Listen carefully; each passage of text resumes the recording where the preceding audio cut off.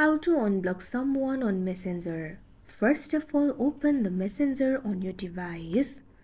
Make sure you're logged into your account. If you want to unblock someone, you can tap on their chat. Now tap on the option Unblock. Or you can also go back.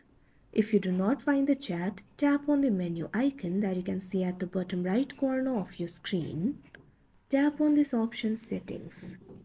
You can see the settings over here. Scroll down. Find this option for privacy and safety and tap on it. Scroll down in this interface. Under the section for who can reach you, tap on this option Block Profiles. See all the profiles that you've blocked. Tap on the profile that you would like to unblock. Tap on the option Unblock that you can see on the screen. Keep in mind you'll not be able to block them again within 48 hours. You can see over here that profile has been unblocked. Now they will be able to contact you.